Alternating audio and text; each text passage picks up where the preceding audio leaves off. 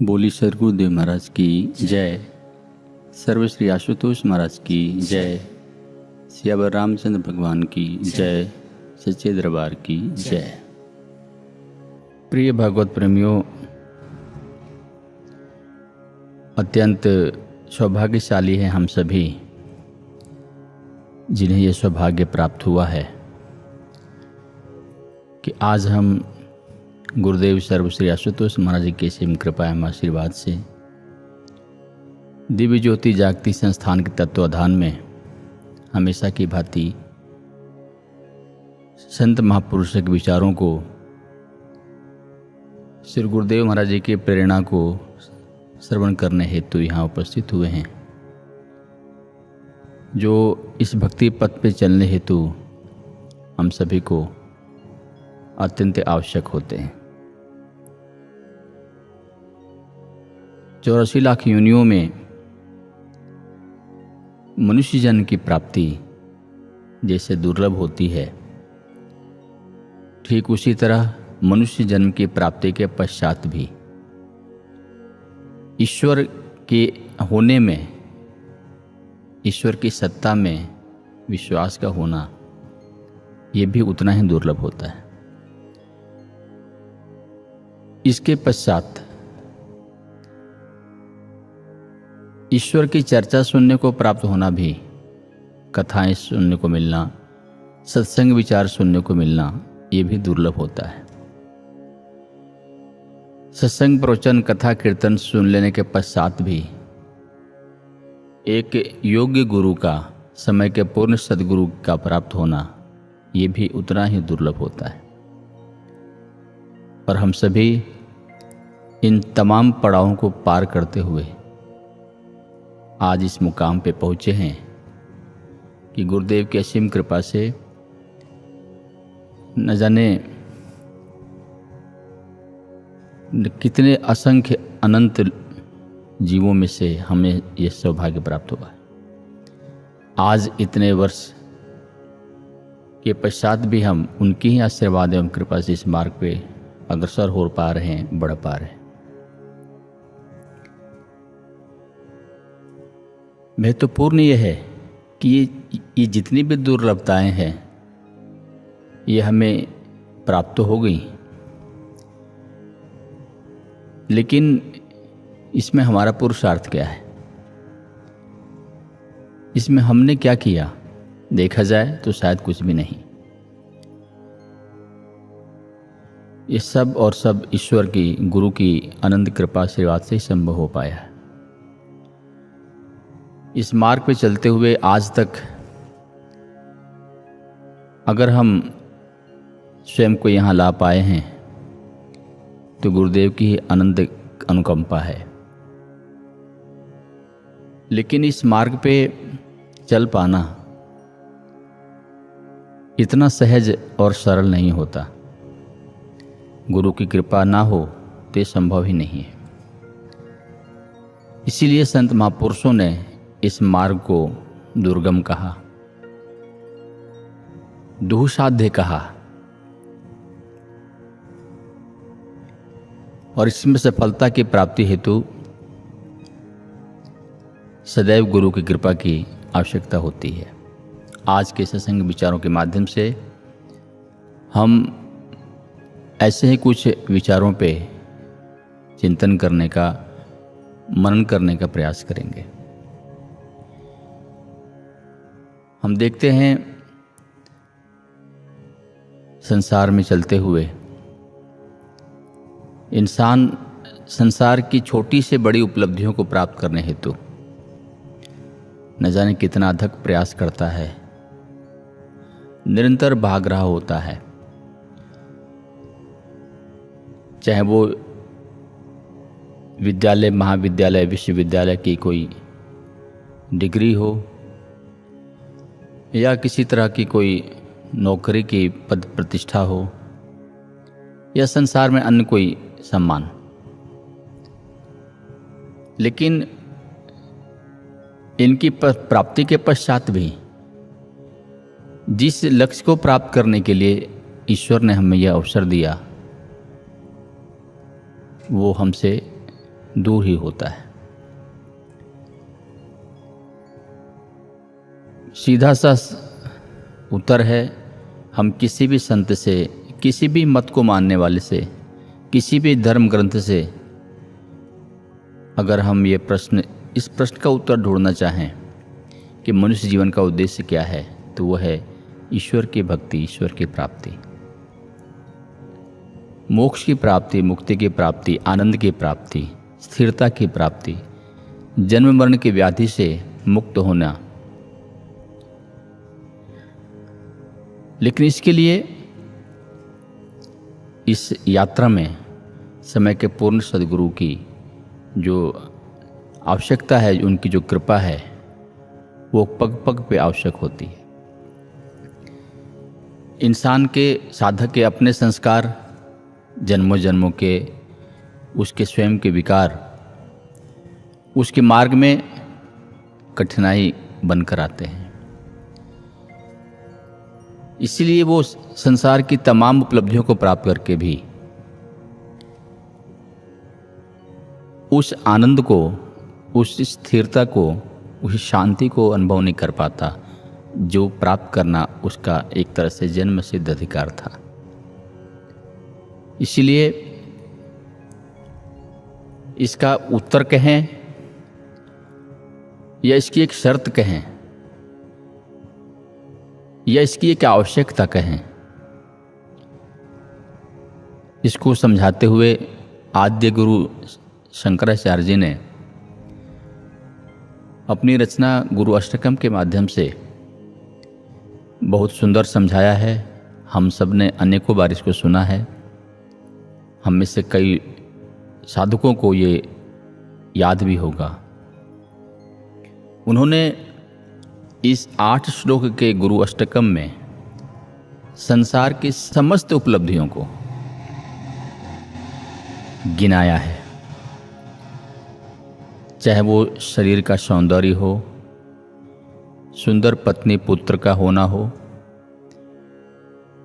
समर्थ बंधु बांधवों का होना हो, सुमेरु पर्वत के समान धन का होना हो, षडंग आदि वेदों में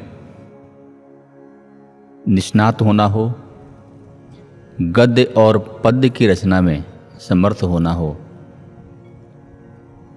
अपने देश में धन धान्य से पूरा होना हो या विदेशों में सम्मान से भरा पूरा जीवन हो, चाहे हम गृहस्थ में रह रहे हों या संन्यास में हों, योग कर रहे हों या सांसारिक सुख ऐश्वर्य के मार्ग पे चल रहे हों,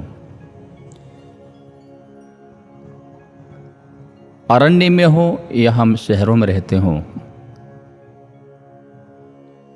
हम राजा हो, समस्त दुनिया हमारी जय जयकार करती हो, इन सारी उपलब्धियों को रखते हुए उन्होंने एक तरफ और हर श्लोक के अंत में एक बात समझाया कि इन सब के होने के बावजूद भी अगर हमारे गुरु के चरणों में मन से लगन नहीं हुआ तो वो इन बातों को ऐसे नकार देते हैं जैसे हम किसी व्यक्ति से बात करते हुए वो अपनी उपलब्धियां गिना रहा हो और हम बड़े आसानी से कह देते हैं तो क्या। यही बात शंकराचार्य जी यहाँ कहते हैं, गुरुरंध्र पद में मनस्य न लगनम ततः किम ततः किम ततः किम ततः किम, कि गुरु के चरणों में अगर मन से लगन नहीं हुआ, एक तो होता है गुरु के चरणों में आना, गुरु के चरणों से जुड़ना, ये तो गुरु कृपा है ही, ये कहीं ना कहीं हमारे पुण्य की भी एक उपलब्धि मानी जा सकती है। लेकिन इससे कहीं ज़्यादा महत्वपूर्ण है गुरु के श्री चरणों में मन से लगन का होना, क्योंकि इसके अभाव में हम उस लक्ष्य को नहीं प्राप्त कर सकते जिसको प्राप्त करने के लिए मनुष्य जीवन मिला है। और इसके बिना जो कुछ प्राप्त कर लेते हैं हम, समाज में बहुत कुछ लोगों ने प्राप्त किया है जो अभी हमने सुना, लेकिन वो अपने आप को अधूरा, अशांत, असमाधानी, असंतुष्ट महसूस करते हैं। अगर हम वर्तमान का एक उदाहरण लें, हमारे देश की महान गायिका जिन्हें स्वर सम्राज्ञी, स्वर कोकिला के नाम से संबोधित किया जाता था, लता मंगेशकर जी, उनका 6 फरवरी 2022 को 92 साल की उम्र में कोरोना काल के दरमियान ही निधन हो गया। उस दिन भर प्रत्येक न्यूज़ चैनल पे यही समाचार चल रहा था, उनसे जुड़ी हुई उनके ही घटनाएं, उनके ही लाइफ के विभिन्न पहलुओं को प्रस्तुत किया जा रहा था। आपने भी देखा होगा, और जिस वाक़ये को हम आपके समक्ष रखना चाहते हैं, आप में से कई लोगों ने इसको सुना भी होगा, देखा भी होगा। और जब हमने इसको सुना तो एक विचार मन में आया जो आपके समक्ष रखना चाहता हूँ। उनसे कुछ वर्षों पूर्व एक किसी अच्छे रिनाउंड न्यूज़ चैनल के जर्नलिस्ट ने, पत्रकार ने पूछा कि लता जी, आपने जीवन में जो मुकाम प्राप्त किया है, जो सम्मान प्राप्त किया है, तो आप इसको प्राप्त करने के पश्चात दोबारा जन्म लेना चाहेंगे? तो जैसे उन्होंने कहा कि नहीं, मैं दोबारा जन्म लेना नहीं चाहती। और उस पत्रकार ने कहा, अगर जन्म लेना पड़े ही तो? वो कहते हैं कि अगर दोबारा जन्म लेना पड़े, क्योंकि हमारे हाथ में नहीं होता ये सब, तो ये बोलते हुए ही उसने पूछ लिया कि क्या आप दोबारा जन्म लेना ही पड़ता है? लेना आपकी मजबूरी है, लेना ही पड़ता है, वो हमारे हाथ की बात नहीं है। तो क्या आप दोबारा से लता मंगेशकर प्राप्त बनना चाहेंगे? तो छूटते ही लता मंगेशकर जी ने कहा कि जन्म लेना ही पड़े अगर, लेकिन मैं लता मंगेशकर तो बिल्कुल नहीं बनना चाहूँगी। साधकों, गुरु भाइयों, गुरु बहनों, यहाँ हम थोड़ा रुक के विचार करें, ये कौन बोल रहा है जिसे भारत सरकार का सर्वोच्च सम्मान प्राप्त हुआ था, जिसे हम भारत रत्न पुरस्कार कहते हैं। उसके पूर्व उन्हें पद्म विभूषण का भी पुरस्कार प्राप्त हुआ था। आप जानते हैं, भारत सरकार का सर्वोच्च सम्मान प्राप्त होना भारत के लिए सर्वोच्च सम्मान की बात होती है। लेकिन सर्वोच्च सम्मान को प्राप्त हुआ व्यक्ति भी, पद्म विभूषण से विभूषित व्यक्ति भी उस पद को नहीं प्राप्त करना चाहता, ऐसा जीवन पुनः नहीं चाहता जिसको प्राप्त करने के न जाने संसार में कितने लोग लालायित होंगे, आज भी प्रयत्नशील होंगे, लेकिन वो उस मुकाम पे पहुंच के भी वो दोबारा नहीं चाहती। अगर वो संतुष्ट होती, अगर उनके मन में कहीं कोई कमी, कोई अधूरापन, कोई कसक नहीं होता, कोई अफसोस नहीं होता, तो क्या उनके अंदर से उद्गार निकलते? कतई नहीं। अगर ये उद्गार निकले तो निस्संदेह ये उनके मन की पीड़ा थी, क्योंकि उन्होंने कहा कि लता मंगेशकर की इस सम्मान तक पहुंचने के लिए मैंने क्या क्या देखा है, क्या क्या सहा है, किन संघर्षों से गुजरी हूँ, ये मैं ही जानती हूँ, इसलिए मैं पुनः नहीं बनना चाहती। एक हो गई ये जिन्होंने भारत का सर्वोच्च सम्मान प्राप्त किया, साथ साथ भारत में ही नहीं, न जाने विश्व के किन किन देशों में उनकी प्रशंसा करने वाले, उनकी स्तुति करने वाले लोग आज भी हैं, जो उनके निधन पर जिनकी आंखों में आंसू आए, जो रोए। एक तो इनका जीवन है, एक दूसरा जीवन हम देखें। ये जो दूसरा उदाहरण मैं आपको देने जा रहा हूँ, संजोगवश ये उदाहरण भी महाराष्ट्र की भूमि से ही है। लता मंगेशकर जी भी वहीं से हुई, वहीं उनका कर्म क्षेत्र रहा, वहीं कार्य करते हुए उन्होंने इस सम्मान को प्राप्त किया। लोगों को, दुनिया में न जाने कितने लोगों के हृदयों पर राज किया। और महाराष्ट्र जिसे संतों की भूमि भी कहा जाता है, वहीं के एक संत तुकाराम महाराज, उन्होंने अपने एक अभंग में क्या कहा है, हम इन दोनों को अगर तुलनात्मक दृष्टिकोण से देखें तो हमें साफ नजर आएगा कि इस दोनों में क्या अंतर है, क्या फर्क है।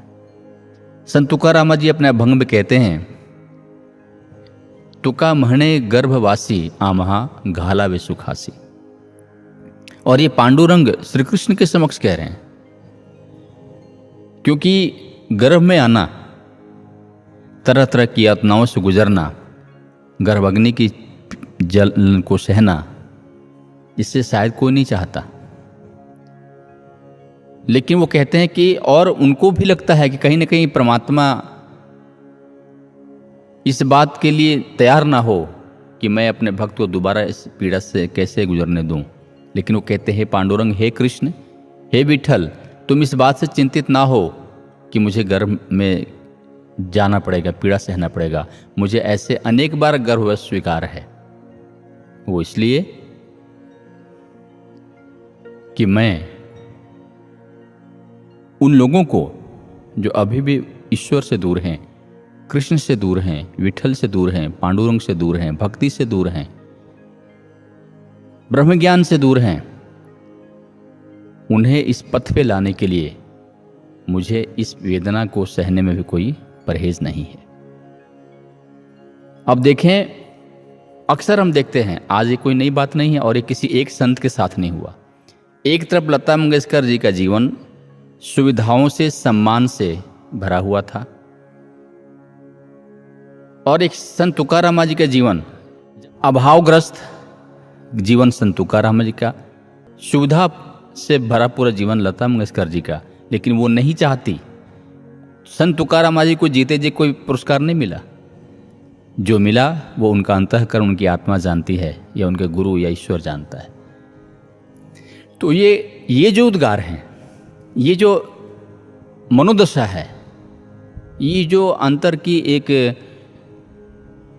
उनकी भावना है, ये कहाँ से आई, कैसे आई? ये है गुरु कृपा। और ये गुरु कृपा कब प्राप्त हुई? उनके जैसे अनेक साधक इस गुरु भक्ति के मार्ग पे चलते तो हैं, लेकिन सब ऐसे नहीं हो पाते।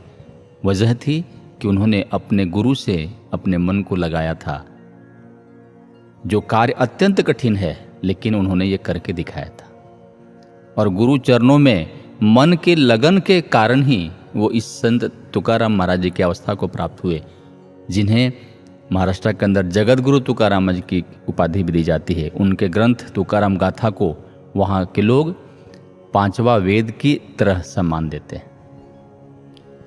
तो कहने का तात्पर्य है कि हमारा जीवन भक्ति के मार्ग पे चलते हुए, गुरु भक्ति के मार्ग पे चलते हुए तभी उस अवस्था को प्राप्त कर सकता है जब हमारे हृदय में गुरु के चरणों के प्रति प्रीति हो। और हृदय में भक्ति तब आती है जब उसे अपने गुरु के चरणों के लगन हो, जो निस्संदेह कठिन कार्य है। क्योंकि शंकराचार्य जी संसार के समस्त उपलब्धियों को, जिनको प्राप्त करना सहज नहीं है सबके लिए, जिनको प्राप्त करके लोग न जाने कितना इठलाते हैं अज्ञानतावश, लेकिन फिर भी उनको प्राप्त करना सबके लिए संभव नहीं होता। तो उनकी उपलब्धि के लिए भी, उनकी प्राप्ति के लिए भी न जाने किस किस संघर्षों से गुजरना पड़ता है। तो ये पद कुछ दिन पूर्व हमने गुरु महाराज की कृपा से प्रसारित किए जा रहे वेबकास्ट सत्संग के अंदर ही एक दिन साध्वी बहन जी के माध्यम से श्रवण किया था। उन्होंने एक प्रश्न पूछा था अपने प्रवचन के दरमियान कि ब्रह्मांड में सबसे बड़ा पद कौन सा है, क्या है? तो उत्तर स्वरूप उन्होंने कहा था भक्त बनना, भक्त होना। अब जाहिर है भक्त होना ब्रह्मांड में सबसे ऊंचा पद है, सबसे बड़ी उपलब्धि है। तो इसी से सिद्ध होता है कि इसके लिए सबसे बड़ा संघर्ष भी होगा, इसमें सबसे बड़ी ज़्यादा कठिनाई भी होगी।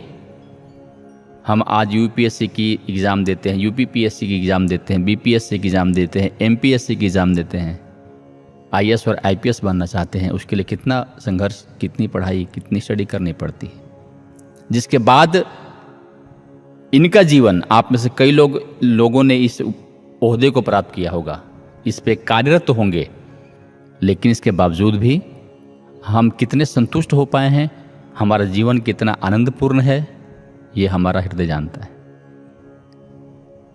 तो जब इन समस्त उपलब्धियों से ब्रह्मांड में, किसी देश में नहीं, विश्व में ही नहीं, ब्रह्मांड में अगर सबसे ऊंचा पद भक्त होना है तो इसके लिए निस्संदेह बहुत बड़े तपस्या की, बहुत बड़े संघर्ष से गुजरने की आवश्यकता होती है। और यह सिवाय गुरु कृपा का नहीं होता, गुरु के प्रति लगन के बिना नहीं होता।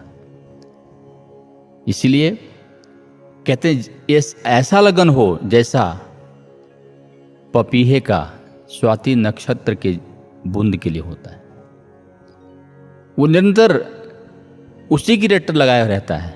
उसके पास और कई तरह के पर्याय होते हैं, ऑप्शंस होते हैं। नदी के पानी पी सकता है वो, कुएं के पानी पी सकता है वो, अन्य किसी नक्षत्र में बरसने वाले बारिश के बूंदों को भी पी के प्यास बुझा सकता है। लेकिन नहीं, उसका संकल्प है कि वो पिएगा तो स्वाति नक्षत्र की बूंदे।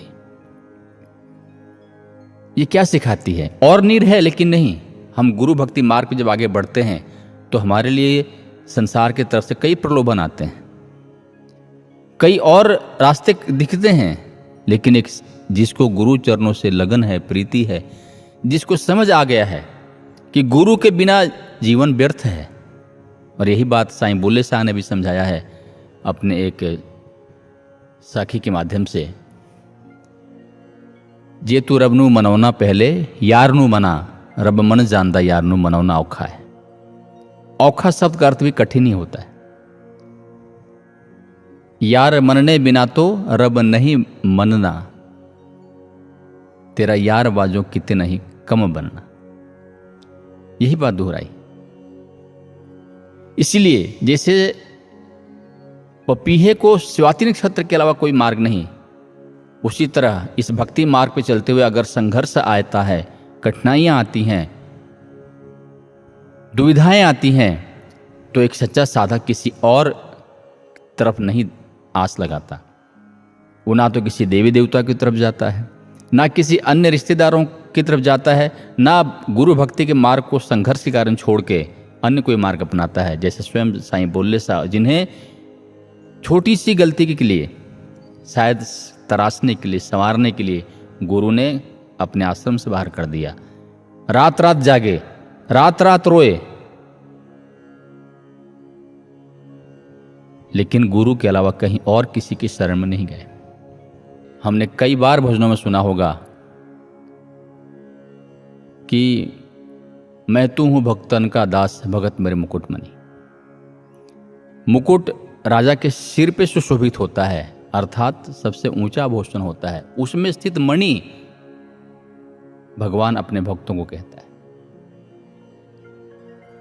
इसलिए इस भक्ति मार्ग पे बढ़ते हुए जब भगवान अपने आप से ऊंचा का दर्जा भक्तों को देता है, तो भक्ति के उस मुकाम को प्राप्त करने के लिए हमें कैसे गुजरना होगा, किस लगन से बढ़ना होगा, कितनी शिद्दत से इस मार्ग पे चलना होगा, कितनी तन्मयता से इस मार्ग का मार्गक्रमण करना होगा, इस बात को हमें हर पल पग पग पे ध्यान रखना चाहिए।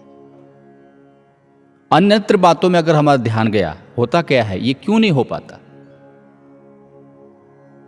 क्योंकि हमारा ध्यान जहां स्थिर होना चाहिए, जहां लगना चाहिए, वहां ना लग के संस्कारवश कह लें, विकारवश कह लें, मायावश कह लें,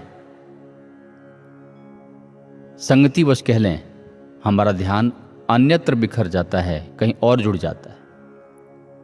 और जहां जुड़ता है हम वैसे ही स्वरूप में ढलते चले जाते हैं। एक बार महाराज जी के ही एक शिष्य स्वामी जी, ये सन 2000 की बात है, अब वो इस संसार में नहीं हैं, उन्होंने एक सफ़र के दरमियान, हम उनके साथ कहीं सेवा में जा रहे थे सत्संग के लिए, तो ट्रेन में कुछ ऐसा जिक्र निकल गया, तो उन्होंने अपने मन की जो मनोदशा थी एक बार शेयर की और कहा कि मैं जहाँ जिनके साथ रह रहा था, मेरा मन खिन्न हो गया, परेशान हो गया, तकलीफ मुझे सहन नहीं हो रही थी व्यवहार के कारण। तो मैंने अपनी व्यथा महाराज जी के समक्ष रखी एक बार कि महाराज जी ऐसा ऐसा होता है, मैं जहाँ रहता हूँ वहाँ मेरे साथ ऐसा होता है, मुझे इस तरह का सामना करना पड़ता है। तो उन्होंने कहा था कि महाराज ने तब मुझे कहा कि ये बताओ भगवान शिव के पास कौन रहते हैं। तो कह रहे हैं वो कि मैंने स्वयं कहा कि महाराज जी भगवान शिव के पास तो शिवगण रहते हैं, भूत प्रेत रहते हैं, बैताल रहते हैं, सांप रहते हैं, बिच्छू रहते हैं,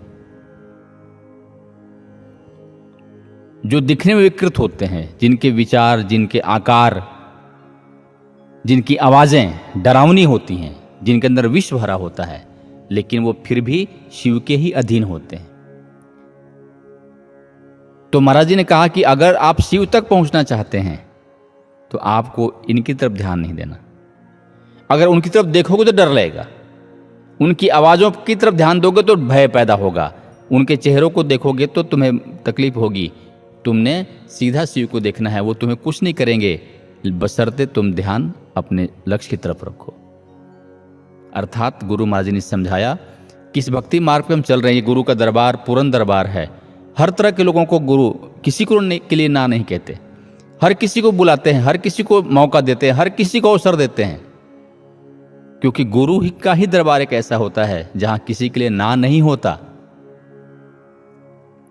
इसलिए क्योंकि यहां के अलावा कहीं और संवरना, सुधरना, जन्म मरण से बाहर जाने का कोई और उपाय नहीं है, इसलिए वो सबको मौका देता है और हमें रहना है। और हमें बार बार समझाता है कि हमने सिर्फ गुरु को देख के चलना है, गुरु पे ध्यान केंद्रित करना है। और गुरु पे ध्यान केंद्रित करें तो ना तो हमारा किसी से आसक्ति होती है, तो आसक्ति बस चिंतन में नहीं होगा, ना हमारा किसी से वैर होता है, ना वैर बस हमारे मन में किसी के प्रति उद्वेग पैदा होगा, ना हमें किसी से भय होगा जिसके भय से प्रेरित होकर हम किसी गुरु से हटके उसके चिंतन में अपना समय लगाएंगे। इसलिए कहा कि शिव को देखना, अपने लक्ष्य को देखना, अपने गुरु को देखना, अपने गुरु के मन के चरणों से मन को जोड़ना, इसलिए हम सब के लिए अवसर है, हम सब के लिए मौका है जो बड़ी मुश्किल से प्राप्त होता है और आज गुरुदेव की अनंत कृपा से हमें प्राप्त हुआ है।